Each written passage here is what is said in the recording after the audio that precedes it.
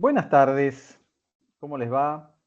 Bueno, vamos a presentar en dos videos lo que van a ser los contenidos de la unidad 7. Por supuesto, la semana que viene, cuando nos veamos, podremos ver si hay algunas dudas respecto de esta unidad.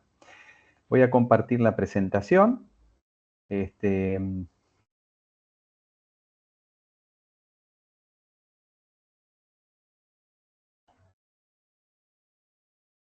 Bien. Unidad 3, clase 7. Esta unidad tiene que ver con observables y componentes del Estado. Es decir, vamos a trabajar sobre dimensiones específicas del Estado y vamos a comenzar, voy pasando estos tres que están, bueno, todavía están registradas como las clases que estaban previstas en el programa, es decir, de clase de 7 a 9 en realidad, es el Estado como actor. Después veremos en segundo lugar, lo que está ahí tercero, que es el Estado como marco institucional, y después en la clase 9 veremos el Estado en tanto orden y en tanto relación social. Empezando entonces con el Estado como actor, y aparecen algunos conceptos que vamos a desarrollar un poco más, que es el de autonomía e incluso el de burocracia, sobre todo a partir de los textos de Evans y de Guy Peters, ¿no? Pero en general esto va a estar, esta discusión va a estar circundando, digamos, toda esta clase, ¿no? En la clase 7. Esta es una idea de algunos puntos que vamos a ver, empezando por el trabajo de Teda Skocpol, y bueno, esas son las distintas partes que van a estar en la presentación de PPT. Posiblemente nosotros en este video, digamos, avancemos más rápidamente para que esté más comprimido dentro de los 30 minutos cada uno de los videos, ¿no? Empecemos por el trabajo de Teda Skocpol, ¿no? El trabajo es un trabajo complejo, digamos, va a servir para la unidad siguiente, la 8, cuando veamos como marco institucional. También el mismo artículo. Es un artículo que representa algo así como una reseña que hace la autora, una politóloga norteamericana muy, muy conocida, que el texto se publicó en el año 85. Ese texto es una introducción a una compilación de varios trabajos que lo que hacen es revisar distintos estudios de caso en donde apareció el Estado interviniendo de forma decidida, ¿no? Es decir, en la academia, los estudios digamos, de ciencia política identifican una incidencia del Estado muy importante ya en la década de los años 60, 70, aún dentro de lo que se llamaba la revolución behaviorista, ¿no? O conductualista. Y lo que hace Skocpol es hacer una reseña de esos trabajos. Recordemos que cuando sale publicado en la década del 80, estamos justamente en el medio de un proceso de deslegitimación del Estado en general en el mundo, que comienza a fines de la década del 70, durante la década de los 80, a fines de la década de los 80 está el famoso documento del Consenso de Washington, que requiere una reducción de los roles del Estado, que después se plasma en muchos países en la década de los años 90. Pero digamos, la investigación académica de antes venía observando la incidencia del Estado en procesos de desarrollo económico y social. Y eso es un poco lo que reseña Skocpol en su trabajo, ¿no? En un trabajo que, como decía, es parte de la compilación de un texto que fue referencial, que se llamaba traer al Estado de vuelta, Bringing the State Back In, se llamaba esa compilación de gran gravitación en la década de los 80 y 90, ¿no? Skocpol lo primero que dice, bueno, pero ¿y cómo podemos ver al Estado? ¿De qué dos perspectivas analíticas, ¿no? Ella dice, que ella los va a estudiar y va a analizar y por lo tanto va a hacer la reseña, va a recuperar un poco información de esa reseña y la va a ordenar en función de dos perspectivas. El Estado como actor, en esta clase 7, y el Estado como marco institucional en la clase siguiente, ¿no? Desde ya, la discusión sobre si el Estado es un actor o no es una discusión en el campo de la ciencia política y de los estudios administrativos. Por un lado, la perspectiva de Skocpol, que habla directamente del Estado como, y su posibilidad de ser un actor. Lo que está claro es que después analiza organizaciones, ¿no? Pero dice el Estado es un actor. Por otro lado, aquellos que manifiestan que el Estado es una estructura dentro de la cual, como si fuera el mercado, dentro de la cual operan organizaciones. Entonces, los actores son las organizaciones, no el Estado en general, no las organizaciones públicas, que pueden actuar de manera, digamos, solitaria o en un marco de una acción conjunta, distintas organizaciones. En realidad están hablando de lo mismo, simplemente que uno prefiere no decir que el Estado es un actor, sino que es una estructura dentro que cobija actores, en este caso organizaciones públicas, y el caso de Skocpol, que directamente dice, bueno, el Estado es un actor, o sea, puede actuar como un agente a través de sus organizaciones. En realidad hablan prácticamente lo mismo. Cuando hablamos de actor, hay un trabajo que después vamos a ver más adelante en el dimensión institucional, un trabajo de Carlos Acuña y Mariana Chudnovsky, que habla de una definición de actor en el campo de la ciencia política o de los estudios de política pública, y que un actor es un sujeto individual o colectivo que cuenta con una identidad, es decir, tiene una identidad percibida, autopercibida, que le permite reconocerse como una colectividad, parte de ella, con capacidad de acción estratégica. Si un actor tiene conciencia de su identidad y por lo tanto también de sus intereses, de sus ideas y de sus intereses, y tiene capacidad de acción estratégica, quiere decir que puede identificar esos intereses, cómo traducirlos en objetivos y cómo diseñar un curso de acción, una estrategia, utilizando una serie de recursos para alcanzar ese objetivo. Entonces vamos a ver que en el campo de la política o de las políticas públicas hay actores, ¿no? Y dentro de lo que estamos discutiendo del Estado, los actores son organizaciones. La pregunta es, las organizaciones públicas, cualquier ministerio tal, la dirección tal, la agencia tal, digamos, ¿pueden considerarse actores? Claramente, pero por supuesto hay que identificar cómo están consolidados como un actor colectivo, cuáles son los intereses que pueden extraerse de esa colectividad, cómo actúa compactamente o con algunas dificultades respecto de estos intereses y cómo desarrolla una acción estratégica.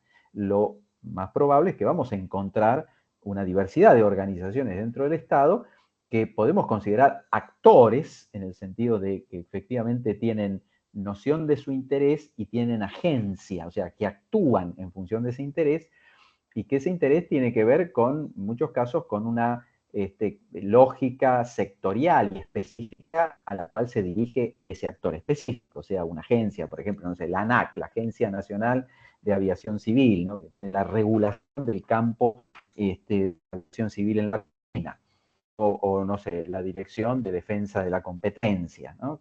Cuya burocracia, hay que estudiar científicamente, tiene la potencialidad de actuar en conjunto en función de los intereses que guían ese actor, sus ideas sobre la realidad sobre la que debe actuar y los intereses que tiene en términos de actuación respecto de esa realidad, entonces se constituyen como actores, ¿no?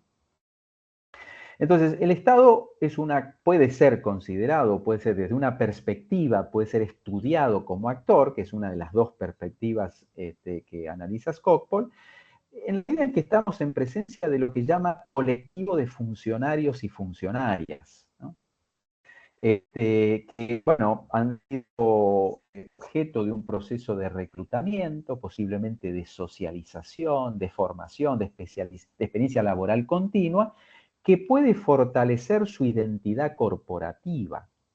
Esto es importante porque no todos los actores como organizaciones públicas dentro de la estructura del Estado tienen la misma noción de su identidad corporativa. Hay algunos que, dado las formas de reclutamiento, de socialización, de permanencia y crecimiento dentro de la misma organización, tienen una fuerte identidad corporativa, tienen, por decirlo, tienen la camiseta puesta de la organización, por lo tanto siempre actúan en defensa de los objetivos, si se puede decir, intereses en términos generales de esa organización. Pero no todos los actores que podemos estudiar dentro del Estado tienen esa misma consistencia corporativa. Después podemos hablar de algunos ejemplos y demás. Tienen la potencialidad de actuar de forma autónoma, ¿no? Por ejemplo, actuar de forma autónoma, que ya lo vamos a ver después, tiene que ver con la posibilidad de definir objetivos más allá de los intereses de los actores extraestatales poderosos, ¿no? Como empresas, medios de comunicación, actores sociales, etcétera, sino tiene la potencialidad de actuar de forma autónoma, ¿no?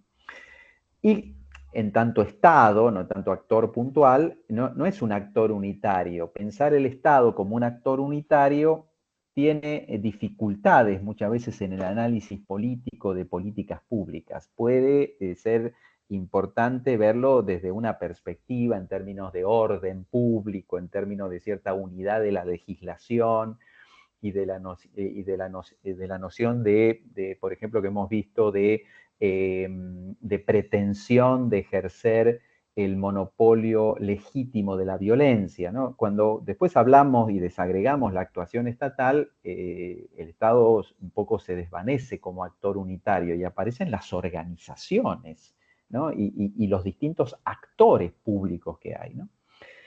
¿Qué dice Skocpol de autonomía? El Estado puede actuar a través de estas organizaciones de forma autónoma, en principio porque actúa dentro de un concierto internacional, ¿no? De otros estados nacionales, por tanto tiene autonomía, esto en su, digamos, ápice estratégico de actuar con relativa autonomía en ese orden, ¿no? Por otro lado, esto que ha sido mencionado, su propia característica, sobre todo en los textos de Mann, su propia característica de cumplir una función de orden interno le otorga un grado de autonomía, porque no hay ningún otro actor, digamos, que ejerza ese rol, ¿no? De intentar el orden interno centralizado en un territorio determinado. Pero finalmente, donde ella toma para sus estudios y para el análisis de distintos trabajos que hace, justamente toma este tercer aspecto, que es que en realidad lo que hay son individuos que pertenecen al Estado y que actúan de forma colectiva y que de alguna manera, digamos, se constituyen en un actor y como tal pueden, en la medida en que han sido socializados y que han desarrollado una identidad corporativa propia, entonces actúan de acuerdo a los intereses que han socializado y que han aprendido y desplegado a lo largo de los años. Entonces, una fuente de la autonomía es el hecho de que sean colectivos de funcionarios con una identidad fortalecida. Por eso es importante ver que no necesariamente todas las organizaciones públicas tienen el mismo nivel de autonomía respecto de los actores sociales que tienen algunas otras. O sea, el atributo de autonomía no está distribuido de forma igualitaria entre todas las organizaciones públicas que actúan como actores, si se puede decir así, ¿no?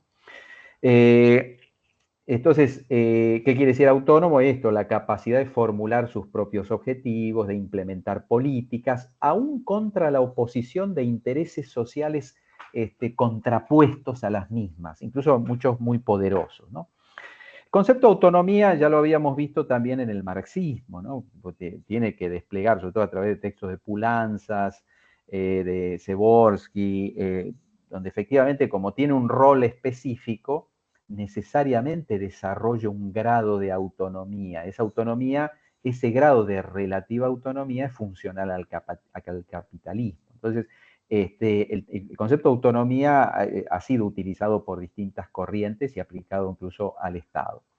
Ahora, como decíamos también, la autonomía no es universal en el Estado, puede ser diferente dependiendo de las organizaciones, es un producto de colectivos de funcionarios, hay que estudiarlo empíricamente, y desde luego, dice Skocpol, para poder desplegar esa autonomía, también depende de que tenga capacidad para hacerlo. Por eso ahí vincula la noción de autonomía con la noción de capacidad. Recordemos que el concepto de autonomía era uno de los conceptos importantes como atributo en la teoría de Weber, ¿no? Que hablaba digamos, de autonomía, de legitimidad, de capacidad. Eso aparece fuertemente en la teoría de Weber, ¿no?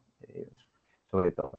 Entonces, esto es el concepto, un poco las ideas que aporta el texto de Skocpol, que yo recomiendo su lectura, y recuerdo una parte de la lectura, es unas páginas, porque la otra parte la vamos a ver en la siguiente clase. El otro texto que está relacionado con esta idea de actores, de actuación autónoma, es el texto que es posible que algunos hayan visto ya en alguna materia, es un texto de Peter Evans que se llama El Estado como problema y como solución, ¿no?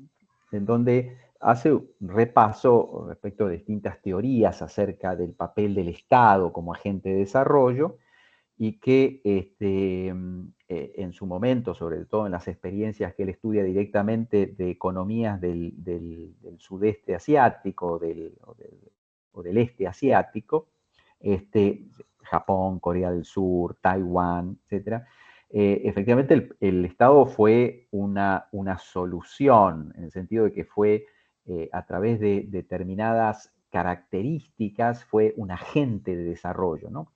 Después vino toda una corriente que lo planteó, sobre todo vinculada a la elección pública, a las teorías del rent seeking, de los buscadores de rentas. El Estado era un problema, ¿no? Porque en la medida en que podía desvirtuar el proceso de competencia entre los distintos actores económicos, que muchas veces preferían captar rentas estatales en vez de competir en un mercado. Entonces, el Estado podría ser un agente que de alguna manera dificultara la competencia y la eficiencia de una economía. Hasta en una versión más reciente, en donde el Estado vuelve a recuperar, sobre todo a partir de fines de la década del 80, el famoso trabajo, y en la década del 90, el famoso trabajo del Banco Mundial, que lo vuelve a incorporar o plantear como una respuesta que, digamos, con algunas características, es indispensable en la organización social, en la consolidación de un mercado, en la consolidación de una democracia, etcétera, etcétera. De todas maneras, el trabajo de Evans y esta publicación son trabajos de la década del 70 y principio de la década del 80, todavía, digamos, no estaba avanzado la transformación que se produjo con el consenso de Washington, y por lo tanto él habla del Estado como solución, como producto de una investigación que ha hecho del accionar de los estados en estos países del este asiático en la década de los 50, 60,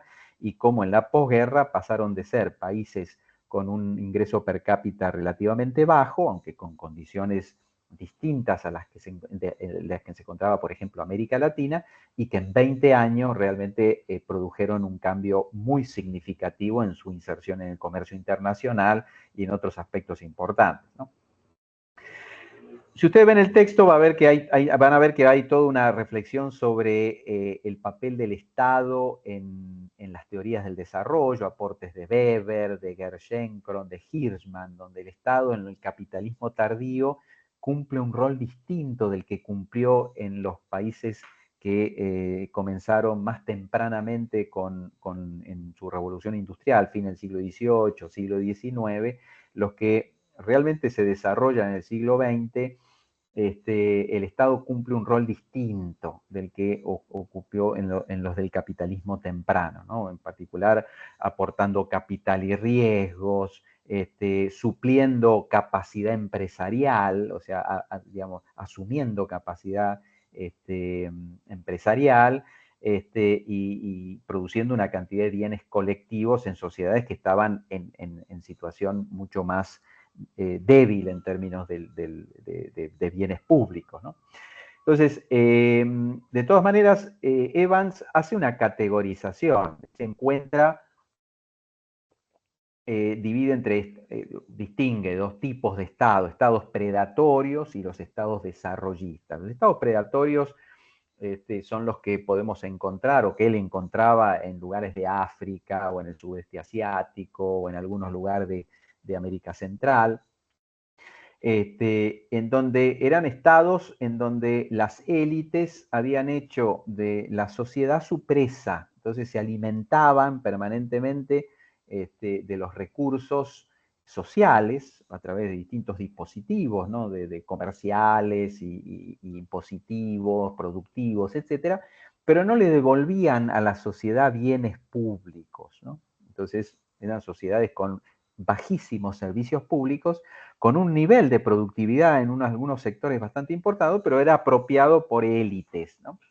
Y por otro lado veía estados desarrollistas que habían realmente producido un cambio significativo en sus poblaciones, en los niveles de desarrollo, y que básicamente lo habían hecho sobre la base de algunas condiciones que estaban en el Estado, ¿no? Y entonces ahí introduce ese concepto de autonomía enraizada, es decir, encuentra que hay en esos estados élites élites no políticas, sino burocráticas, dentro de organismos muy, muy significativos para el desarrollo económico de esos países, posiblemente ministerios de industria, de economía, de producción, etcétera, fuertemente asociados a la industrialización y al comercio internacional y a las exportaciones, ¿no?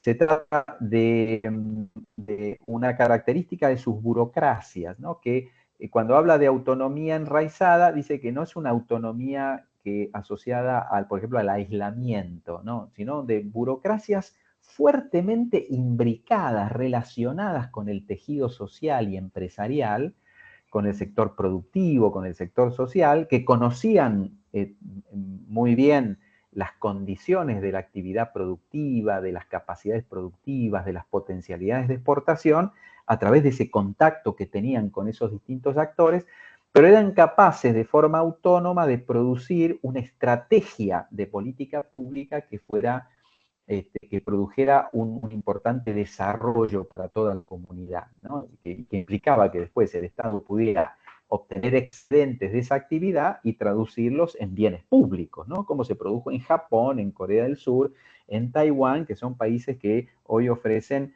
niveles de desarrollo en general, no solo productivo, sino social, muy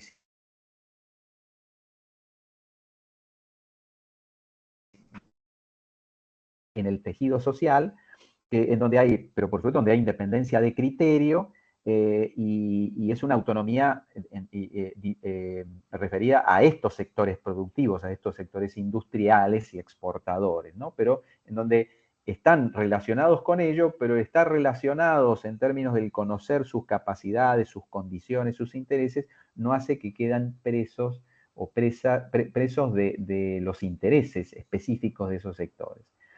Hay, digamos, ¿qué características? Hay coherencia corporativa, debido a un reclutamiento meritocrático. La investigación muestra cómo fueron reclutados los principales egresados de escuelas de negocios o de administración pública o de economía, etcétera, etcétera, que les permite desarrollar, además con una carrera administrativa, que les permite después formar una consistencia, una cohesión corporativa muy importante, que los hace autónomos de los intereses económicos, lo cual no quiere decir que conocieran o interactuaran con esos intereses económicos. Y podían desarrollar intervenciones muy específicas, selectivas, en función de una visión que desarrollaban de forma autónoma, ¿no? Por eso esta idea de autonomía imbricada en todo el sector productivo. Esa autonomía es una autonomía de la que destaca Evans, es una autonomía referida a los actores no estatales, ¿no? Y también en relación a los actores políticos constitucionales y los actores partidarios y políticos. Básicamente porque es una burocracia como un colectivo de funcionarios con una idea de los intereses que tiene el país en los campos en donde trabajan. En particular, él estudia las burocracias vinculadas a la industrialización y al comercio exterior, las actividades de desarrollo productivo, en donde efectivamente desarrollan una capacidad, una autonomía respecto de estos propios empresarios que están en ese sector, pero también respecto de los partidos políticos y los actores partidarios en general, o sea que desarrollan una estrategia que es, uno podría decir, relativamente permanente, más allá de los ciclos políticos, ¿no? En muchos países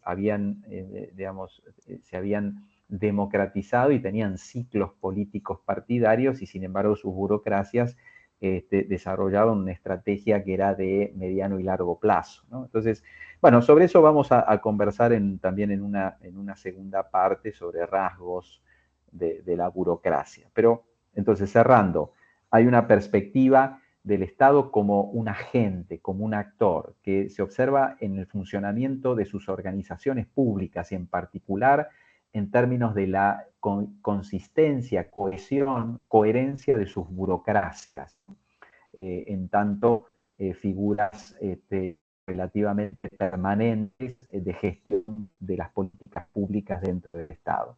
Y en particular, el trabajo de Evans, que detecta funcionamientos virtuosos en determinadas burocracias, en determinado momento, en determinado ámbito, espacio, que efectivamente produjeron intervenciones guiadas por la lógica del desarrollo y no por la lógica rentista o predatoria que él observa en otro tipo de estados, ¿no?